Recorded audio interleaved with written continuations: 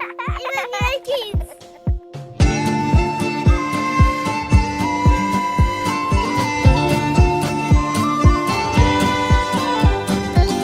Venez, crions de joie pour le Seigneur. Acclamons notre rocher, notre salut. Il est roi tout-puissant, Dieu créateur. Chantons sans fin, proclamons saint est son nom. Les jours qui suivirent, quelque chose avait changé à l'école. Ross et Philippe, d'habitude inséparables, ne passaient plus leur récréation ensemble. Il faut dire que Ross, qui vivait toujours aussi mal sa punition, était souvent de mauvaise humeur et avait toujours quelque chose à redire à Philippe. Ses impatiences avaient abîmé leur amitié, et puis la venue de Sam à la ferme de Cointeau n'était pas sans conséquences. Philippe ne voulait plus être toujours à part, seul contre tout le monde. C'est vrai qu'il avait manqué de courage devant Ross lorsque Sam les avait rejoints, mais il ne voulait pas en rester là. C'est pour ça qu'il avait couru derrière Sam, pour lui dire qu'il n'était pas d'accord avec Ross, et qu'il était même très content d'avoir de l'aide. Alors maintenant, plutôt que de subir les reproches de Ross, Philippe se rapprochait progressivement de Sam et de ses copains, Mathieu et Kevin. Au début, ils trouvèrent ça un peu bizarre, venir jouer avec eux alors qu'il y a quelque temps, ils avaient du mal à passer les uns à côté des autres sans se disputer. Mais au bout de 2 ou 3 jours, les anciennes rancœurs s'atténuèrent et Philippe avait pris l'habitude, chaque matin, de rejoindre Sam et ses amis dans la cour de l'école. Tu peux venir jouer avec nous, mais pas Ross, avait dit Mathieu pour que les choses soient claires.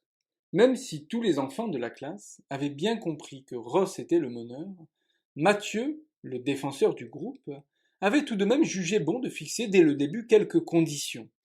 Les choses se passèrent donc ainsi. Le nouveau groupe de copains s'amusait bien et dans un coin de la cour, Ross se retrouvait seul aux récréations. Il ne participait plus au jeu et comme il regardait tout le monde avec agressivité, personne ne s'approchait de lui. Très vite, Sam se rendit compte de la situation, mais avait du mal à faire quelque chose pour Ross. L'événement de la ferme avait laissé des traces dans son cœur, d'autant que proposer son aide avait été un véritable sacrifice qu'il avait consenti avec beaucoup de générosité après sa confession. On pouvait même dire qu'il avait essayé de pardonner. Mais vraiment, Sam avait toujours du mal à accepter l'accueil que Ross lui avait fait, ses paroles méchantes et son regard dur. Ce petit sentiment d'amertume lui donnait une bonne raison pour ne pas agir. Ross était toujours seul et il l'avait bien mérité. En plus, même s'il avait trouvé Philippe très gentil, Sam n'était pas retourné à la ferme le samedi qui suivit. Et pour tout dire, il n'avait plus très envie d'y aller. Un jour, à la récréation de l'après-midi, Charlie et Sam sortirent au même moment de la classe. Comme à chaque fois, Ross allait se mettre à l'autre bout de la cour, tout seul. C'est triste quand même de voir Ross tout seul, dit Charlie. Mais Sam continua son chemin, faisant mine de ne pas entendre. Hé, Sam, tu entends? Oui, oui, je sais. Qu'est-ce que tu veux que je fasse? J'y peux rien, moi. Il est méchant avec tout le monde, alors personne ne veut jouer avec lui, c'est normal. Je sais, mais moi, ça me rend triste quand même, souffla Charlie. Sam se tourna vers le fond de la cour, mais ne dit rien. Il regarda Ross un instant en silence. Au fond de son cœur, Sam savait que cette situation n'était pas normale. Avoir sous ses yeux une personne qui souffre et ne rien faire était triste. Il ne sut pas très bien pourquoi, mais il eut soudain l'image du monsieur dans la rue qui demandait l'aumône.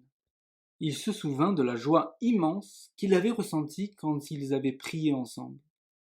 Mais là, pour Ross, aller le voir pour lui proposer de prier pour lui le terrorisait. Il avait si peur d'être une nouvelle fois humilié. Qu'est-ce qu'on peut faire? Demanda Sam une fois sorti de ses pensées. Je ne sais pas trop. Tu ne m'avais pas dit la dernière fois que tu voulais aller les aider à la ferme? Il reste encore du travail, non? Tu pourrais y aller avec Mathieu et Kevin mercredi. J'ai plus trop envie d'y aller. Vu ce qui s'est passé la dernière fois. Ben, justement, si tu y vas avec eux, tu n'as aucun risque. Sam réfléchit quelques secondes et dut reconnaître que l'idée était plutôt bonne. Il serait 3 de plus et le travail irait plus vite. En plus, Ross n'oserait rien dire, vu que Mathieu serait là. Tu as raison, je vais aller les voir. Sam rejoignit donc ses amis pour leur demander. Charlie, qui n'avait pas bougé, n'eut pas besoin d'entendre leurs échanges pour comprendre. Mathieu soufflait et Kevin s'esclaffait. Après cela, Sam ne prit même pas la peine de revenir vers Charlie.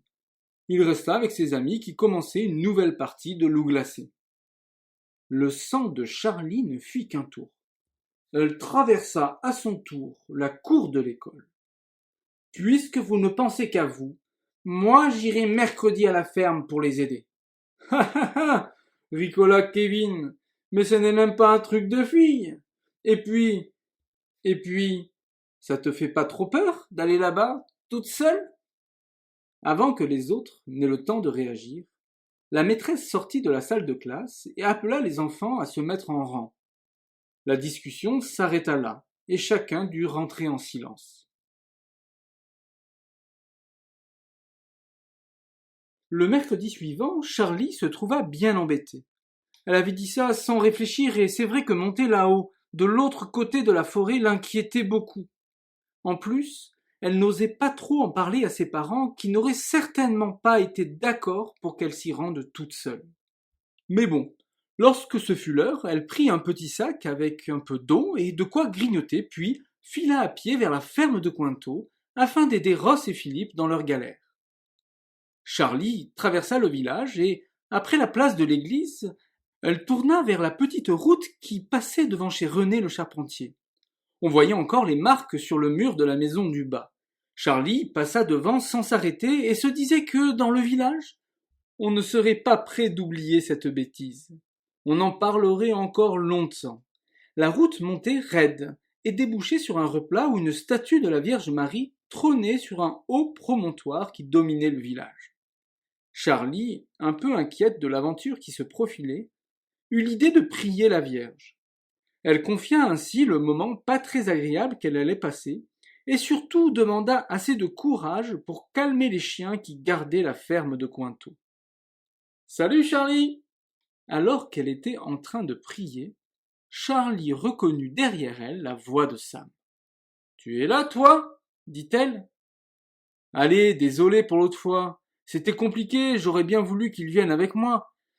Mais c'est pas trop leur truc d'aller déplacer la bouse de vache. Et moi, tu crois que c'est mon truc ? Je voulais pas dire ça, dit Sam avec un sourire. Ne t'embête pas, je vais y aller, tu n'as qu'à rentrer chez toi. Après tout, cette mission, c'est la mienne. Je vais y aller, et on verra bien comment ça se passe. Ok, dit Charlie après un instant de silence. Mais je t'accompagne. Maintenant que je suis là, on peut y aller à deux. Ah merci Charlie, c'est vrai que c'est quand même plus sympa. Les deux amis commencèrent à remonter le chemin de randonnée qui traversait la forêt en contournant une petite montagne toute ronde. En chemin, tout près du pierrier, ils passèrent à côté de l'oratoire de Sam, et ce dernier eut un instant l'envie de montrer à Charlie son endroit secret. Mais l'heure avait déjà tourné. Il fallait se rendre à la ferme avant que Ross et Philippe aient terminé leur travail. Ils ne s'arrêtèrent donc pas et filèrent jusqu'à la ferme. Comme la dernière fois, les chiens des fermiers les accueillirent avec de furieux aboiements, comme si la vie de la ferme tout entière était menacée par l'arrivée des deux enfants. « Allez, allez !» cria Sam. Cette fois, il n'avait pas l'intention de se montrer impressionné. Il faut dire que la présence de Charlie n'y était pas pour rien. Il n'avait pas envie de se ridiculiser, d'autant plus que Charlie, morte de peur, s'était agrippée à son épaule. En réalité, les cris de Sam étaient un coup de bluff, car lui aussi était effrayé. Heureusement, ces quelques cris suffirent pour les faire déguerpir. Sam et Charlie en profitèrent pour se glisser dans l'immense étable et aperçurent dans le fond les deux garçons qui pelletaient autant qu'ils le pouvaient pour nettoyer le sol des boues accumulées. Contrairement à la dernière fois, Ross fit mine de ne pas les voir et continua son travail. Philippe, lui, semblait ravi de cette visite. Il s'approcha pour les accueillir. « Oh, ça va ? C'est sympa de venir. Ben ouais, on s'était dit que vous auriez sûrement besoin d'aide. Bah ça c'est sûr, hein, du travail, il y en a, regardez là-bas. » Sam et Charlie allèrent s'habiller et commencèrent leur besogne. Il y avait d'un côté Ross, qui s'éloignait dès qu'on l'approchait, et de l'autre côté, Charlie. et les deux garçons, qui discutaient joyeusement. Le temps passa vite et quand ce fut l'heure, le fermier arriva. « Allez les enfants, c'est l'heure. Ne traînez pas pour rentrer chez vous, cria le fermier qui ne semblait pas surpris de voir plus d'enfants que prévu. Sans plus attendre, encore plus rapidement que lors de la fin des journées de l'école, ils posèrent tous leurs équipements et coururent hors de l'étable. La maman de Philippe l'attendait dans sa voiture sur le côté. Ross, qui était sorti le premier, remontait déjà le chemin à pied. Il habitait un peu plus loin, dans la direction opposée à celle qui menait au village. Sam remarqua le regard sévère que lui fit la maman de Philippe lorsque Ross passa à proximité de la voiture garée. Sam se dit que la maman de Philippe n'était sûrement pas très contente que son fils soit l'ami de Ross, vu la réputation qu'il s'était faite au village. Il est vrai que tout le monde savait que cet accident était surtout arrivé par la faute de Ross, mais tout de même, Sam trouvait que ça faisait un peu lourd à porter pour ses épaules. « Vous voulez qu'on vous emmène ?» proposa Philippe. Non, c'est bon, coupa Sam. On va rentrer à pied, avec Charlie, ce n'est pas du tout loin. » Charlie, qui aurait bien aimé rentrer en voiture, regarda Sam d'un air surpris. « Attends, je veux te dire quelque chose, chuchota Sam. Charlie ne répliqua donc pas et laissa la voiture de Philippe s'éloigner. « Alors, pourquoi ne voulais-tu pas qu'on rentre avec Philippe ? Ça nous aurait évité de refaire le chemin à pied. » Ben, c'est Ross. Quoi, Ross ? Il est parti tout seul et ne nous a rien dit.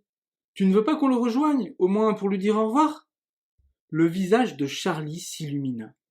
Tu as raison, il faut qu'on fasse quelque chose pour lui. Allons-y. Sam et Charlie partirent immédiatement, et pour pouvoir gagner du terrain sur Ross, qui utilisait le chemin qui contourne le champ de vaches, ils décidèrent de traverser ce dernier. La traversée n'était pas très simple, surtout le passage des congères par endroits. Mais ils arrivèrent tant bien que mal de l'autre côté du champ. Ils longèrent ensuite une haie fournie, derrière laquelle il y avait le chemin où certainement Ross devait se trouver. Mais de là, on ne voyait rien. Sam et Charlie s'avancèrent tout près et cherchèrent à passer par une petite trouée qui se profilait devant eux. Mais avant de passer, ils furent alertés par un bruit étrange, comme un miaulement. Ils se dirent au début que ça devait être un animal, mais en écoutant mieux, ils comprirent que c'étaient des pleurs. Derrière la haie, Ross pleurait. Sam et Charlie n'osèrent plus bouger. Ils restèrent là, en silence, bouleversés par la tristesse de Ross. Au bout de quelques minutes, ils entendirent Ross reprendre sa route et s'éloigner.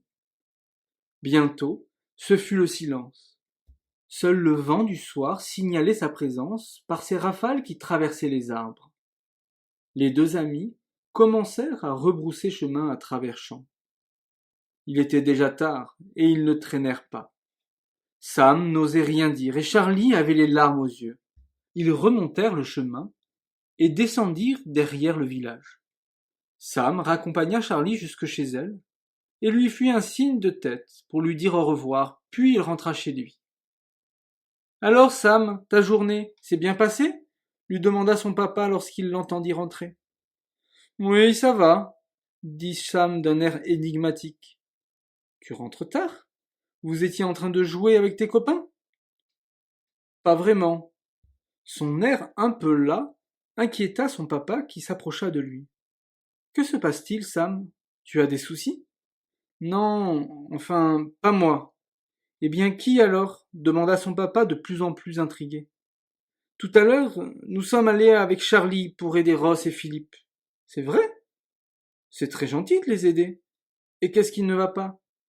Ben, c'est Ross. Il est si malheureux. Avant, il nous embêtait beaucoup, c'est vrai, mais au moins il était là. Maintenant, il n'a plus vraiment d'amis et il reste toujours seul. Le papa de Sam ne répliqua pas. Il préféra laisser le silence faire son œuvre. Papa ? Oui ? J'ai vu la maman de Philippe regarder Ross lorsqu'il passait à côté de sa voiture tout à l'heure. Je crois que ça a été dur pour lui. Toi aussi, tu en aurais voulu à Ross si j'avais été à la place de Philippe ? Je ne sais pas, hein. Je ne connais pas le cœur de cette dame, ni celui de Ross. Peut-être que tu devrais essayer de mieux connaître ce garçon. Lui demander comment il va ou comment va sa famille. Tu penses que je pourrais lui demander à l'école? Aller le voir? Après tout, tu ne risques pas grand-chose, lui répondit son papa. C'est lui qui est malheureux. Peut-être que même s'il ne le montre pas, tes paroles lui feront du bien. Tu crois? C'est difficile de savoir, mais le Seigneur en sait sûrement plus. Demande-le lui. Plus tard, dans la soirée, après un repas en famille, Sam prit un temps devant son coin prière pour demander à Jésus la manière dont il pourrait s'y prendre pour pouvoir parler à Ross sans que ce dernier ne le rejette. Sa prière fut belle. Il aimait vraiment invoquer l'Esprit Saint et reprendre le refrain plusieurs fois. Il trouvait que c'était une belle manière d'appeler Dieu à le rejoindre. La bougie qui illuminait son coin prière se reflétait sur une image du cœur de Jésus que sa marraine lui avait envoyée. Il ressentit une grande douceur, mais ne fut pas vraiment éclairé sur ce qu'il devait faire pour aider Ross. Il regardait simplement cette image, et il vit le Christ souffrir. En fermant les yeux, une scène apparut dans son cœur. Il vit un enfant, pleurant au pied d'un fauteuil dans lequel était une femme qui souffrait. Tout autour, d'autres enfants apparurent et se mirent à prier, et les larmes du premier enfant s'arrêtèrent de couler, et tous les visages s'illuminèrent. Cette image resta très présente dans son esprit durant le reste de son temps de prière, et même lorsqu'il se coucha. Il s'endormit paisiblement, en demandant au Seigneur de le guider le lendemain, pour savoir comment aller vers Ross. Au réveil, Sam ne pensait plus à tout cela. Il se leva vite, prit un bon petit déjeuner et fila. Cette nuit, il avait fait bien froid et la couche de neige, assez fine, craquait sous ses pas. Sam n'eut pas le temps de trop traîner. Le souvenir de Ross revint à sa mémoire dans le car. Sam regarda discrètement un peu partout, mais il ne le vit pas. Et quand ce fut l'heure, le car partit, sans Ross. L'inquiétude monta dans le cœur de Sam, qui se demandait pourquoi cette absence. Sûrement pour être rassuré, il posa la question à Mathieu qui somnolait contre la vitre. Il ne fut guère surpris de voir que Mathieu n'en avait pas la moindre idée. Et puis de toute façon, cela n'avait pas l'air de le préoccuper beaucoup. Sam passa les quelques minutes du trajet très inquiet. Il se demandait ce qui s'était passé. Dès son arrivée, il se précipita pour aller voir Charlie, que sa maman venait d'emmener en voiture. « Ross n'est pas là ce matin, » dit Sam inquiet. « Tu sais ce qu'il a ?»« Non, je crois que personne ne sait.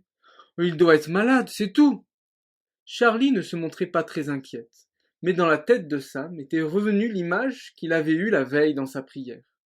Il passa une journée difficile, ne parvenant pas à se concentrer. Il pensait sans cesse à Ross et s'en voulait de ne pas avoir profité de l'occasion pour l'accompagner chez lui après leur corvée à la ferme. Le lendemain, Ross ne vint pas à l'école non plus. C'en était trop pour Sam. À la récréation, il alla voir Charlie pour lui parler. « Charlie, je suis trop inquiet pour Ross. Tu veux venir demain à la ferme ? » « Oui, je crois qu'il va falloir y aller, sinon Philippe va être tout seul. Comme Ross n'est pas à l'école, il ne sera sûrement pas là-bas demain. Justement, nous pourrions aller voir s'il est à la ferme, et s'il n'y est pas, on pourrait aller le voir chez lui. » « Tu crois ? Chez lui ? » ?»« Oui, il faut qu'on aille l'aider, il a sûrement un secret. » À ce moment, Sam n'osa pas continuer. « Et quoi ? » demanda Charlie. « Allez, dis-moi !» insista Charlie devant l'hésitation de Sam. « Eh ben, dans ma prière, mercredi soir, je crois que Jésus m'a révélé son secret. »« Ah bon ? Mais comment ? » ?»« Ben, c'est difficile à dire comme ça, j'ai vu des choses. Il faut que j'aille chez lui pour savoir, et pour l'aider. » Charlie eut envie d'en savoir plus, mais ne demanda pas. Elle voyait que Sam était bouleversé. « D'accord, si tu veux.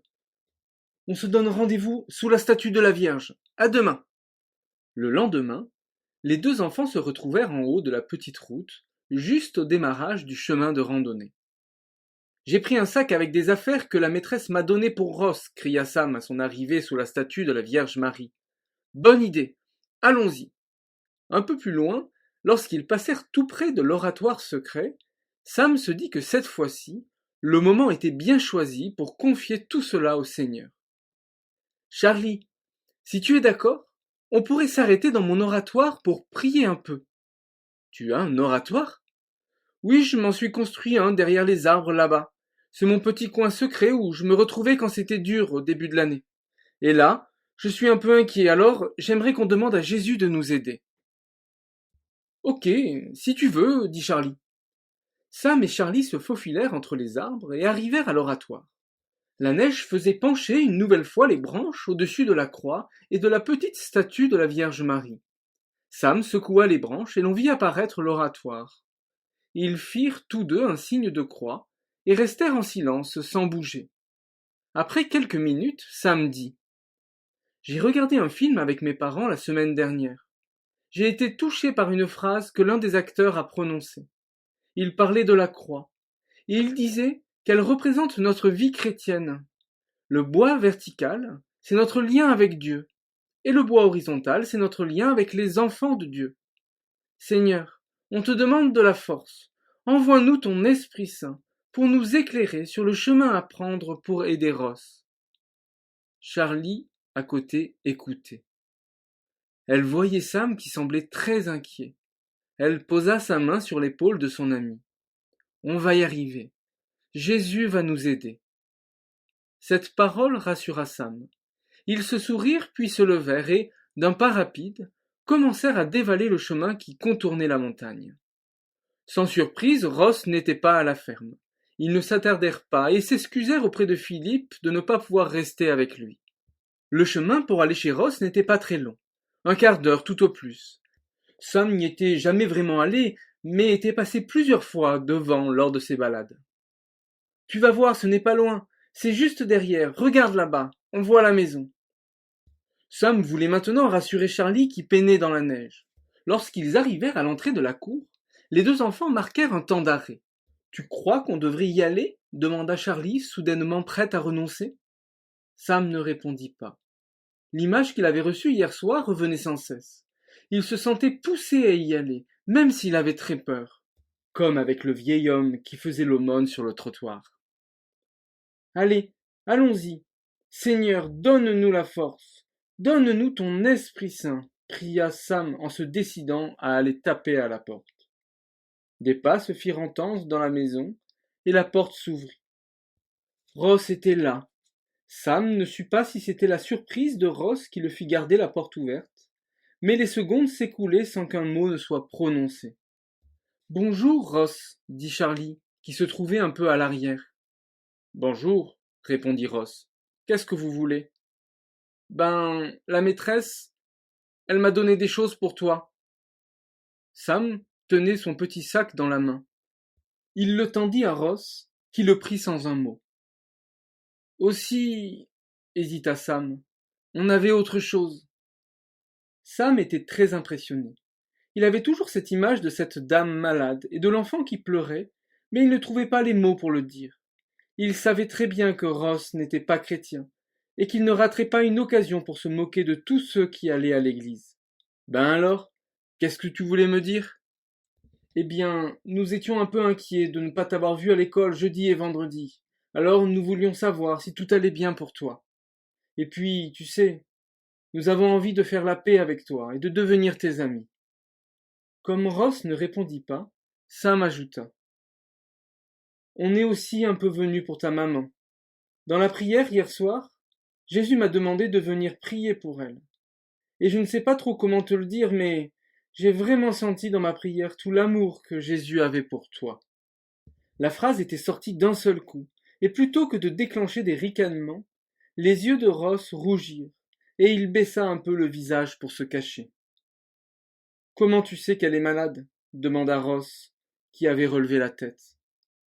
Soudain, derrière Ross, apparut une dame vêtue d'une robe de chambre. Son visage était pâle, mais elle souriait.